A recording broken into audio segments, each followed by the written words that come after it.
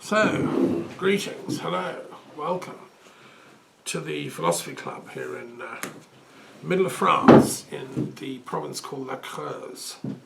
It's an old Celtic part of the world, very rural, but there are pockets of intellectual activity, and the French are interested in philosophy and always have been. So it's a good place to run this from. So just a few words of introduction about the this week.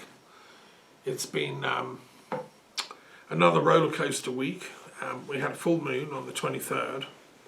I tend to go to a kind of gathering on the full moons of kindred spirits, so that was quite interesting. And we learned in that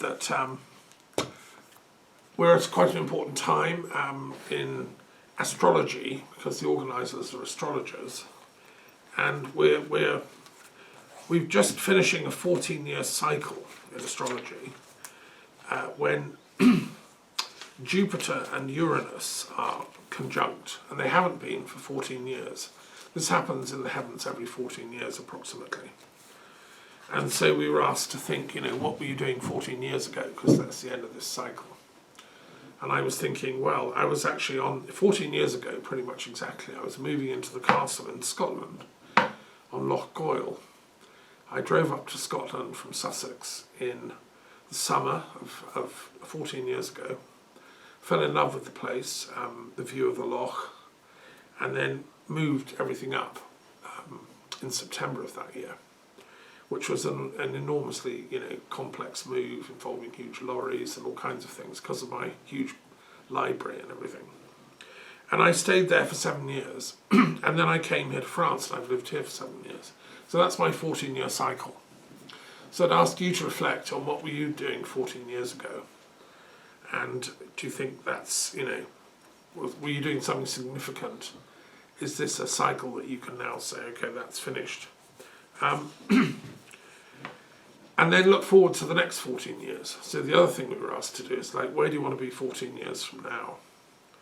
And in the exercise, I came to the view, well, my primary duty is writing and teaching, and I'm leaving a legacy of works for future generations. I hope that they will find, even if this current generation are too obsessed with, the minutiae of everyday life, so they don't have time to study my works. I'm hoping in future generations they will.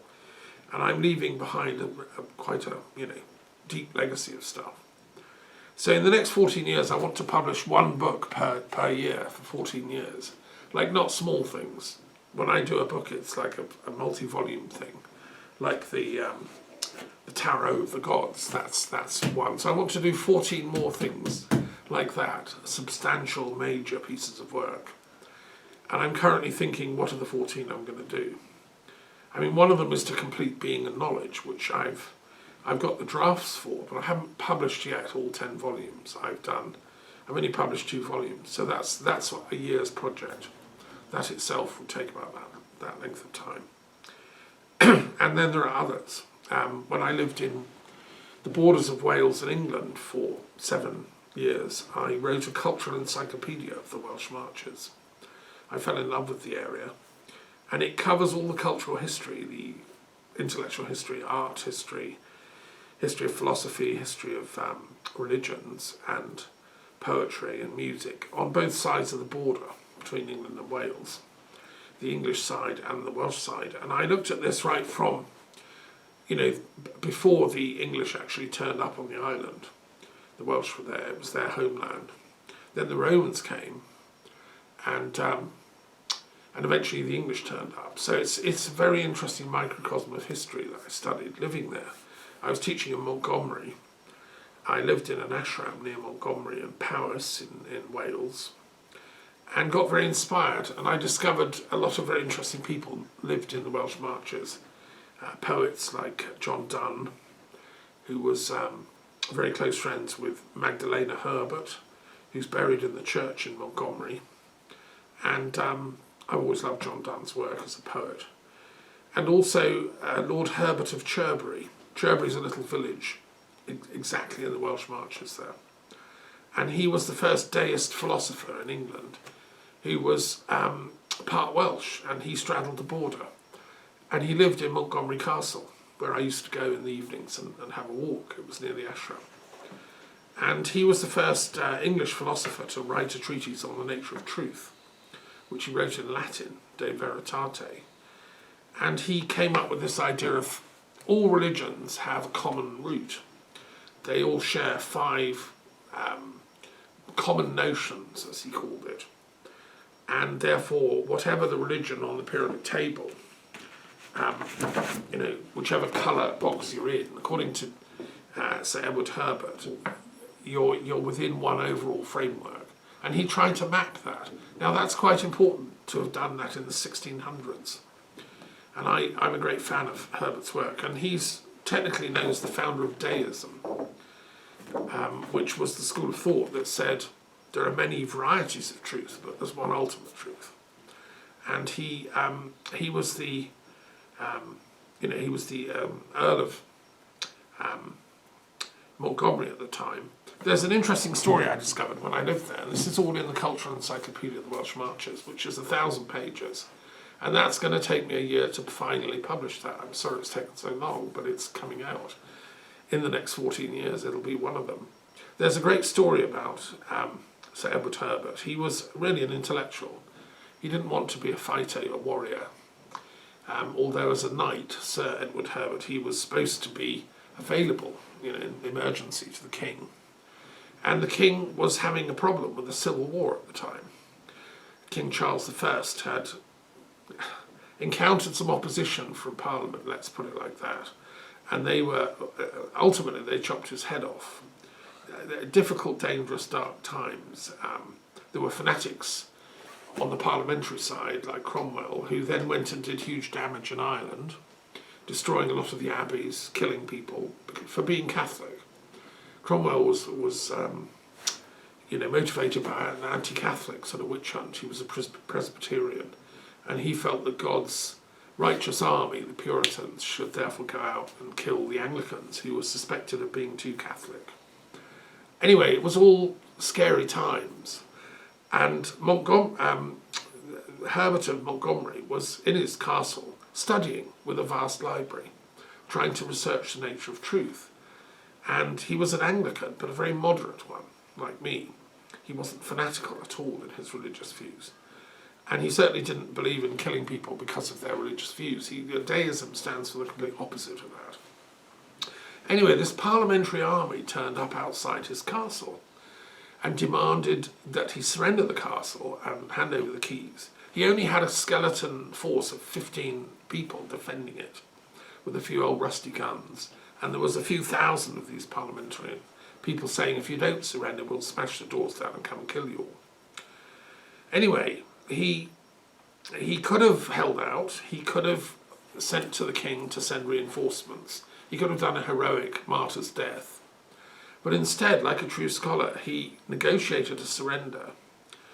And by the agreement, he and his entire library were filled into wagons and then transported to London, where he knew that he would be welcomed by some of the parliamentarian intellectuals, particularly John Selden, who was a great friend of his, and who was like him also a deist.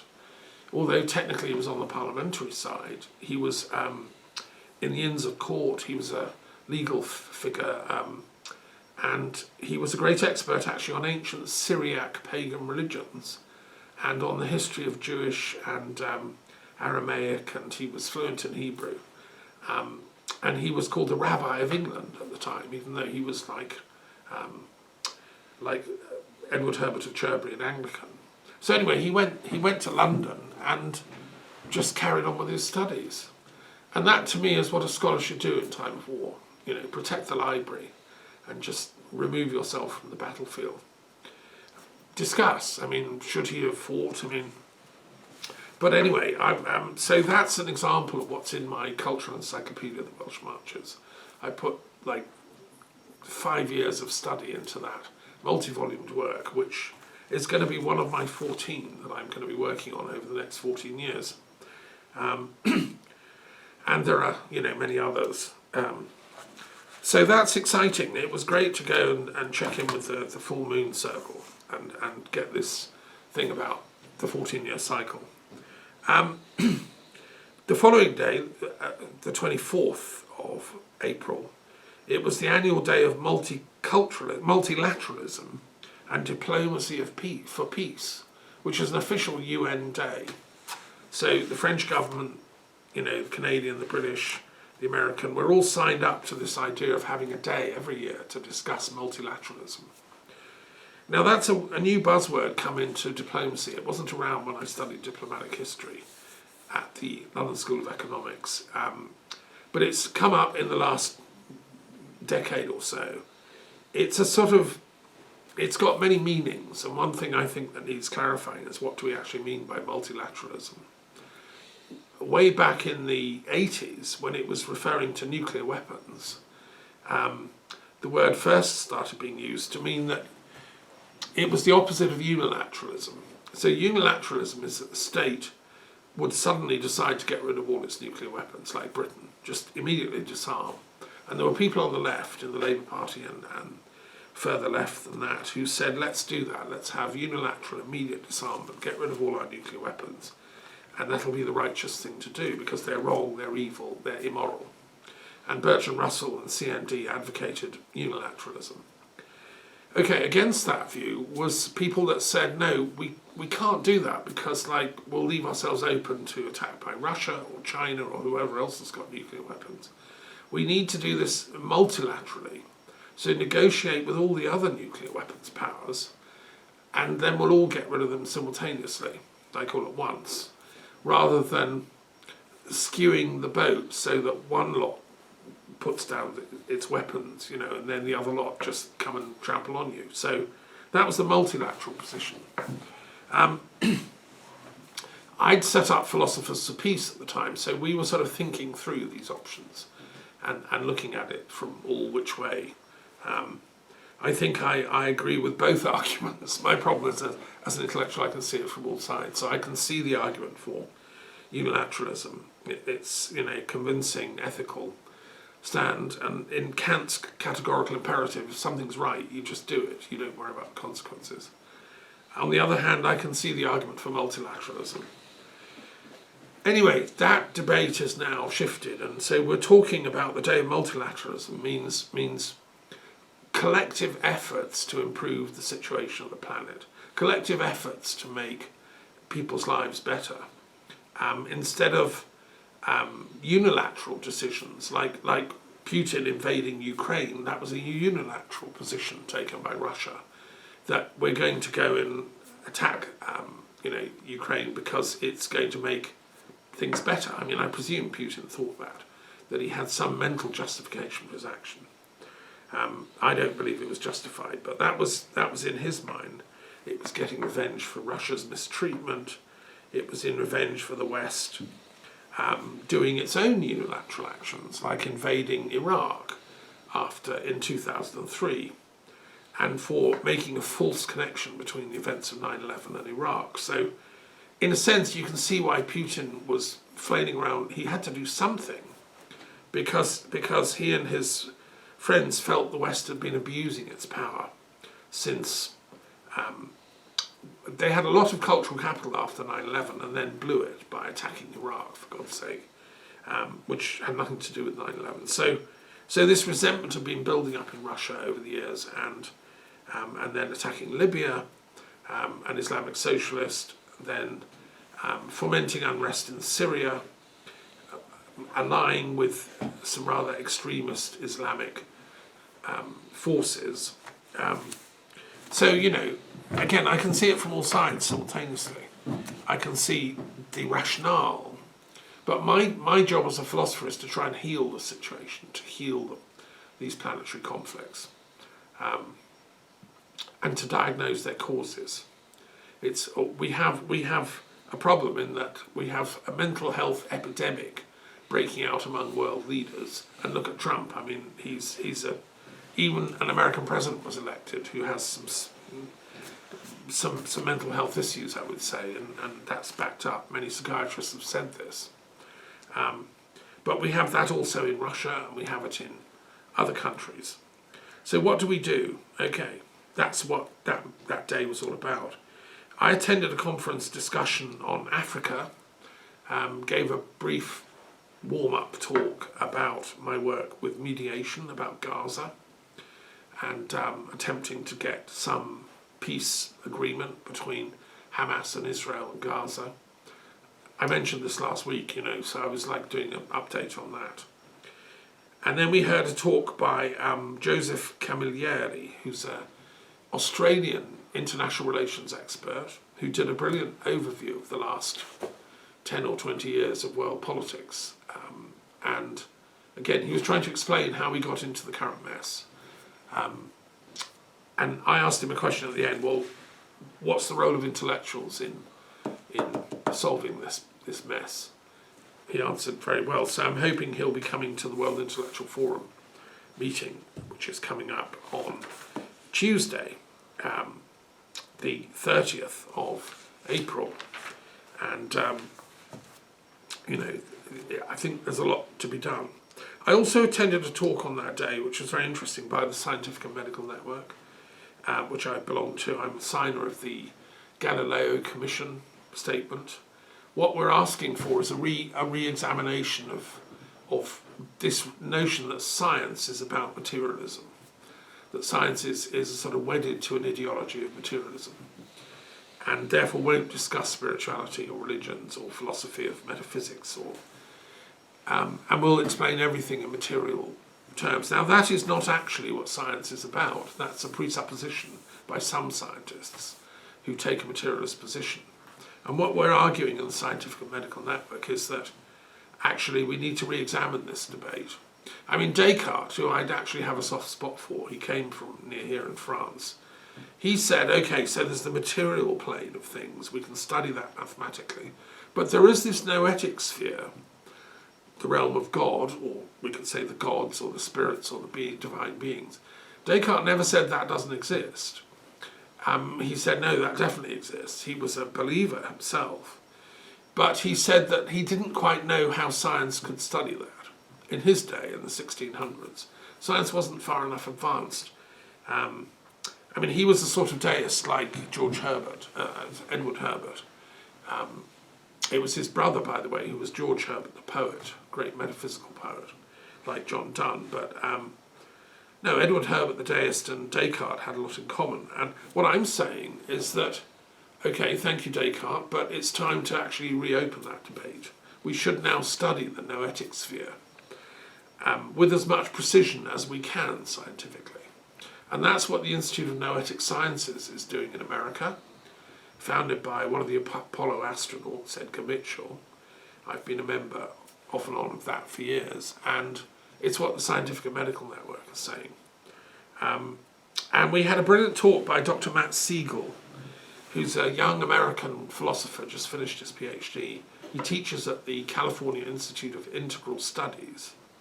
And he's a young chap who's done a lot of in-depth research on Schelling, who was a very important member of the German idealist tradition at the time of Hegel and Fichte and all these great German intellectuals, that mostly congregated around Jena, which was this university town, very beautiful on the Saale River, and which gave them intellectual freedom. It was an interesting university where you could go. Even Karl Marx did his doctorate through there, because they wouldn't have him in Berlin or anywhere else. He finally got it through in Jena. Somewhat later, he didn't meet Schelling, to my knowledge, but I know that Schelling later got the chair at the University of Berlin as professor of philosophy, and the young Engels went to see and hear his lectures. But of course, you see, Marx and Engels were wedded to a materialist ideology, so they wouldn't have liked Schelling, because Schelling, like me, wanted to reconcile matter and spirit. Their philosophy was to try and explain how matter and spirit coexist in this crazy world that we live in. It seems to Schelling that we humans are the sort of the meeting point. We have a spiritual life, but we have a material life, and we are the sort of fulcrum of that ongoing work of synthesis and healing. Anyway, he was also important for pioneering the ideas of the unconscious, and he got into studying mythology. He believed he was a Christian, but he was not a normal kind of Christian. He was more of a Gnostic who believed that within God there are opposing forces, and that God himself is an ongoing process, and that God the Father and God the Son are having a long conversation through history. And he then associated that to the stories of Kronos in Greek mythology, and Dionysus, who's the son of God, who was then killed, very similar to Christ, and yet then resurrected and becomes the god of immortality for the ancient Greeks. When you did the Dionysian rituals, you were reborn like Dionysus. Well, Schelling quite rightly said, look, hang on, this is like Christianity. So within Christianity there are these traces of ancient Greek thought. And he pioneered all this stuff, amazing thinker. And Carl Jung, in a sense, just picked up the baton, which Schelling dropped when he died. So anyway, Matt Siegel gave a brilliant talk about all this, although he focused more on Schelling's philosophy of science, because Schelling was friends with Alexander von Humboldt and Wilhelm von Humboldt and Goethe, who lived close to Jena in Weimar. It was a 15-minute 15-mile horse ride, and Goethe was often going across to Jena. And Schiller, the poet, who wrote the Ode to Joy, which is the European national anthem now, Beethoven put it in his Ninth Symphony. Schiller also lived in Jena. So they were having these incredible discussions, like a philosophy club, back in the early 1800s. So we learned all about this, and thank you very much to Matt for sharing this with us. And that was the subject of his own PhD thesis.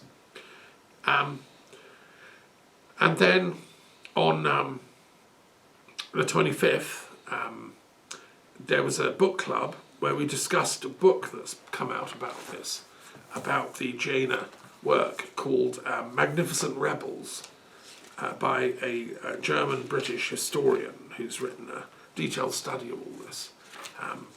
Andrea Wolf, I think she's called. Very interesting study, which I recommend to people. So I've been busy, also active, doing my writing and so on. I just work in the faith that the work of intellectuals does matter, and that, politicians don't listen to us. They don't bring us up and say, is it a good idea to invade Ukraine or not? I mean, they ought to. And I would have counselled Putin, no, don't do it, whatever you do, don't do that. Yes, you want to get back at the West, yeah, but that's not the way. But I think history will bear out that the work of intellectuals is important, and that therefore, it makes a difference. I wish that we could speed up the time. I just want to mention one other thing that I've also been doing this week, which is in relation to the crisis in Gaza, which is still going on. I see the Americans are now building a jetty, and yet tragically they were fired on. So there's, America's doing its best under Biden to get some aid into these Palestinians. I just hope that goes ahead, they get substantial aid in, and I hope that they've said enough to dissuade Israel from doing their invasion of Rafah, where they're going to be bombing tent city with 1 million people in it. And okay, they want to get at Hamas, who are in the tunnels, but there's got to be another way than that. Anyway, so there's an interesting filmmaker called David Sankey, I believe his name is, or might be Hankey, forgive my ignorance here, who has made a film about the events of October the 7th, which of course we all are told was Hamas gone crazy and they're all to blame, and that's the justification that Israel has for going in and slaughtering people in Gaza. This filmmaker, who made another film called Dark Legacy about the assassination of Kennedy, which is worth watching, and which fingers and names George Bush, the senior president, as being involved in the CIA actions against Kennedy himself. I didn't know that. That's pretty major stuff. And I've looked at Kennedy's history and the assassination. It obviously wasn't Lee Harvey Oswald. So this film, Dark Legacy, is one of this chap Hankey's early works. It came out a few years ago. Now he's made this documentary about what happened on October the 7th. And I would recommend everyone that listens to this to watch it. If you want to email me, I'll send you the kind of, the link. It raises lots of very important questions. And I think the most important thing it asks is the border between Gaza and Israel is one of the most highly defended, policed and surveilled borders in the world, security-wise. There's a huge wall, an actual concrete wall. Then there's a fence, and then there's a really big fence. There's also laser equipment which shows if people are moving about. There's film equipment pointing at every inch of the wall, and every few hundred yards there are towers with machine guns on, which are fired remotely by operatives sitting, somewhere away, so that in theory nobody should be able to get out of Gaza. And the film documents all this in great detail. And even if somebody does, begin to approach the wall, there are these spotters every so often, behind, like in kind of bunkers with cameras watching, because the cameras are in drones or they're mounted on the wall, and they can see every square inch of the land approaching this wall. And the spotters did actually say, they alerted their higher-ups, there is an attack happening. We've seen people approaching in vehicles. It looks very dangerous. You need to call somebody in and stop this. And most of these are young women in the Israeli Defense Forces. They're, I've known Israeli young women that have to go by law. You volunteer, well, no, you don't volunteer. You have to go and serve for 1 or 2 years in the Israeli Defense Forces. So these are 20-year-olds who were watching and shouting, and they were completely ignored. So they sent the information up, and it was never acted on. You see, if that information had been acted on, the Israeli Defense Force has the capacity to send in helicopters, Apache helicopters. Within 5 minutes, they could have been over the wall, shooting down the people approaching. But instead, absolute silence. There was just nothing. And these poor women were shouting and saying, look, help, And what happened, according to the film, and I suspend judgment, it's, but it's certainly worth investigating, their pleas for help were completely ignored, and eventually Hamas broke through and then came and slaughtered a lot of these young spotter women because they had no defences. Their little huts, or where they were hiding, a few 100 yards from the wall, were just overrun, and they were killed. So there are many, many questions to ask about how is it possible that this incredible defensive shield of Israel could have been so porous just on that day of October the 7th. And there are interviews with Israeli Defense Force serving people who say, no, it was deliberate. The only explanation is this was deliberate. In order to then provide a reason to then go and attack the people of Gaza. And all the propaganda that came out immediately about mass killings and rapes and babies being put in ovens, all of which turns out to be pretty much untrue. Although again, I suspend judgment. It was all preordained. That it was a sort of part of this overall false flag. Anyway, that's what the documentary alleges. I suspend judgment. I'm an academic here working for peace, but it is important, isn't it? And I think we should look at the evidence fairly. And if I get a green light to do the mediation in Paris, I will be asking these questions. I'll only do it if both sides agree to tell the truth. You can't mediate conflicts like this if people are lying. You can't mediate when people are lying. It's the first law of successful mediation. So these facts should come out. And as an intellectual, I'm saying they should come out now, sooner than later. And I'd like to thank this chap for making this film. And there are other people, he's not the only one, other people have put this evidence together. Haaretz, a newspaper in Israel, has published information corroborating this. But I think it's, his is the most chilling single documentary I've seen. So, yes, if you want to watch it, ask me and I'll send you the details. Right, I think that the situation is so grim that we need some divine assistance here. So let's go and first we'll look at the periodic table, see if there's any rational way of elevating the discussions on the planet that are going on between,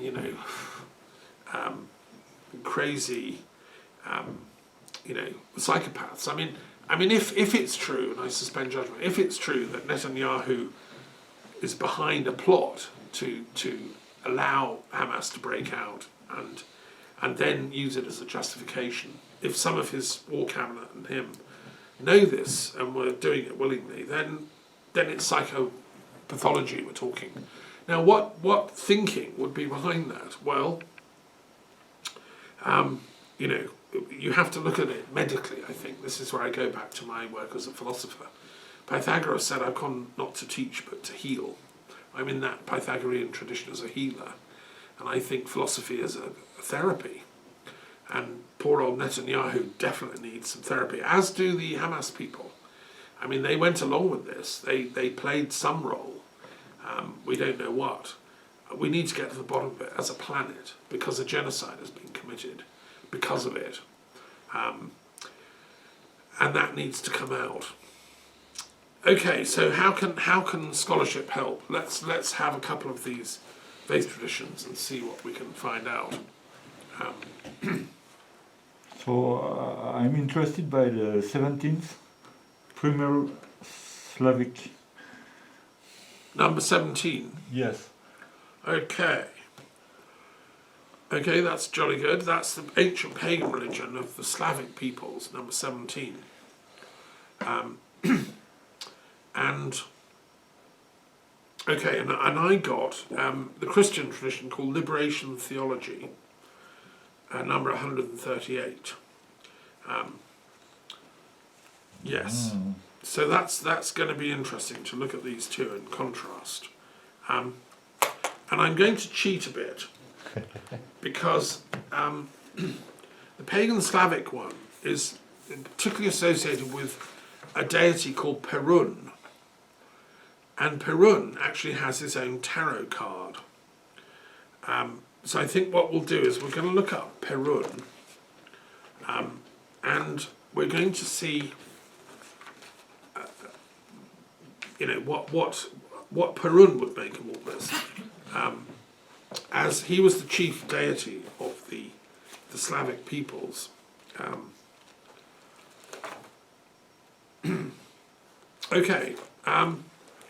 So I studied Slavic history. I'm a historian at the University of London at the School of Slavonic and East European Studies, which is now part of University College. It used to be an autonomous institute, and it had a lot of the great Slavic historians and thinkers in British history.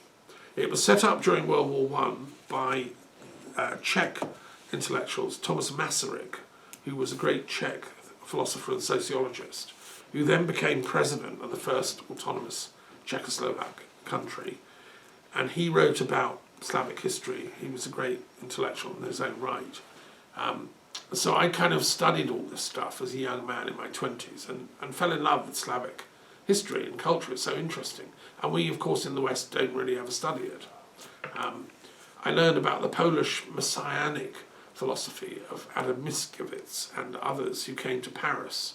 Poland was always the Messiah nation in Europe because it was never taken seriously by the great powers. They kept carving it up. Only Napoleon gave it a sort of autonomous nationhood, but the Russians and the Prussians and the Austrians didn't really take